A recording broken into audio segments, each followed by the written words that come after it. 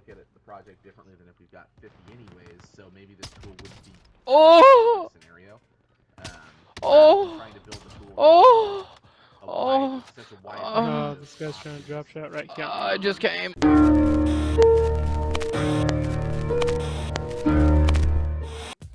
What's up, nerds? It's Mike again with another gun review, and I already know what you're thinking. Another sniper? Ugh, gross. But this time, it's a little bit better because it's a quickscope sniper. That's right. We're gonna lay down the quickscopes in Warzone. Alright, before we get into it, if you like this video, give us that thumbs up. And if you aren't already subscribed, subscribe. Turn that little bell notification on so you don't miss any of the upcoming Warzone content. Here at MDM Gaming, we're trying to bring you everything there is to know about Warzone. Also, in that comment section below, let me know, are you excited for the new Zombies map? Or do you just not give a shit? Alright, let's get on into it. So today, we're going to be talking about the Pelington. I know in previous videos I've talked about the Tundra, and that's my favorite sniper by far. And then, I tried out the Pelington, and I gotta say, I loved it. If you were one of those people that liked the HDR previously, then you're probably going to want that Tundra. But if you were a car fan or an SP fan, you're going to love the Pelington. There are certain attachments you basically have to make it viable, but once you have these attachments, I mean, it's unbeatable. I don't think the car or the SP can even come close, but we'll get into that. So, you're seeing back here some clips of me with the Pelington, and again, you guys all know, if you watched our videos or if you watched a stream, we're not great players here at MDM Gaming, we're average Joes, right? Nothing special, and I'm going to let you know right now, I'm not a great sniper, I'm trying to be a better sniper. So, I've been using the Tundra with the no glint, right? So that no one can see me when I'm aiming down sight at them, and if I miss my shot, which is pretty often. So then I started using this Pelington. And for the quickscope, already it's hard for them to see you, but sometimes a teammate or the guy you're aiming at catches that glint, which is huge. But with the Pelington, it has the same issue as the Tundra because it's a Cold War weapon, and if you use a 2, 3, or 4 times zoom, you literally don't show glint, which in my opinion is absolutely broken, but I'll take it, whatever. So the thing to know about this class before we get into the glint, which most of you should already know from my previous videos, but if not, I'll go over it again later.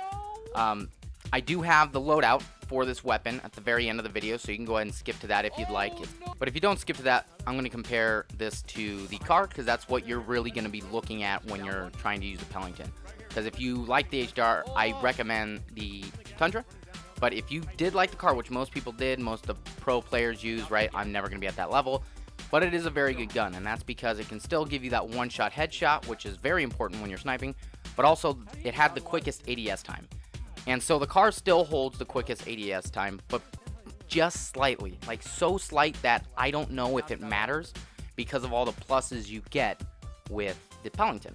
And the number one is it's going to have more bullet velocity. So the bullet velocity on the Pelington is closer to the HDR than it is to the car.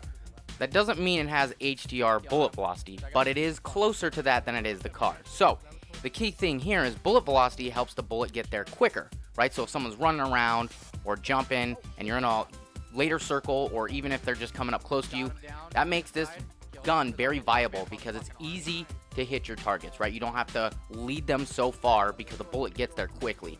That's a reason this makes this quickscope gun way better, right? Because you don't have to keep adjusting. You're pretty much just right there, right on them. And the other big factor, of course, like I said at the beginning, is the no glint. So no gun in Modern Warfare is going to have these scopes, the 2, the 3, and the 4 times zoom. They'll have their own kind of scopes like the VLK and things like that, but it's not the same. The Cold War scopes, like the 2 times, 3 times, 4 times, don't match what they actually say. The 4 times zoom is closer to the actual sniper scope you'd get on the Pelington. So with that, you're getting almost like a 6 times zoom, or pretty close to that. So it's basically a sniper scope with 0 glint. And if you want to do that, you can. What I do is I go with the 3 times zoom, and that brings it in a little closer. It's about a 4.5 times zoom. And that helps me, again, not try to stretch out trying to snipe people 1,000 meters away or anything crazy like that. That just keeps me within that good distance, like the 500 meters all the way down to like the 100 meters, right? And the rest of the time I'll be using my secondary, which would be something like, I don't know, the Bullfrog or CRA Max or something of that nature, whatever you want to run, or FFAR because it's dominant. But anyways, combining the better bullet velocity, the no glint, and the just slightly slower ADS time, this gun becomes truly the best quickscope sniper in my opinion. To get it to become that though, you have to use certain attachments, so let's go ahead and go over those right now. So the first one is you have to have that wrap suppressor, number one silencer, right? I always say you need to be suppressed. I know Mark said in a previous video you don't have to be, but he's wrong.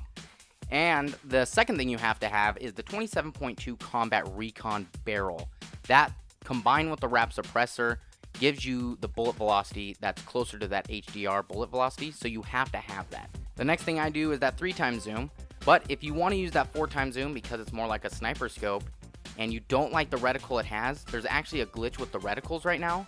So if you've unlocked the reticles with the 3 or the 2x zoom, you can go ahead and select that reticle that you like on that particular scope and switch it to the 4x zoom and it'll keep that reticle. So that's good to know if you don't like the standard reticle that the 4x zoom comes with, because I don't, and you can switch that without having to go through all the pain of getting a certain amount of kills or what have you to unlock all those scopes. You have it probably unlocked from using the DMR with the 2x or 3x zoom, honestly, so you could just use those reticles instead. And then the next thing I would use is the bipod, because it significantly reduces recoil and keeps that tighter. And so like I said, we're average players here. We miss shots. It's really nice to not have the gun freak out and kick real hard, especially when you're trying to quick scope. So definitely have the bipod for that recoil control. And then you can either use the 7-round or the fast loader for the magazine. You don't want to do anything more than that because it reduces that ADS time, and then it's really not a quick scope sniper. I personally went with the fast loader, but you can do the 7 bullets if you'd like instead. Either way, they won't affect ADS time, so you could use either and get away with it. So there you go. I would pair this gun, like I said earlier, with like, I don't know, CRA Max, Bullfrog, FFAR, something of that nature to keep it to close to medium, because you really want to be using this for your long to medium long battles. It'll help you, number one, get better at sniping, but also it's a one-shot headshot. It's very hard to beat, and with that no glint, if you miss a couple of shots and they don't see you, I mean, they'll never know where you're at. So try it out, enjoy it, and if you got this far, number one, I gotta say thank you, but number two, do me a huge favor, and just in the comments section below, put Kark, or Mark with a K. And as always, later, nerds!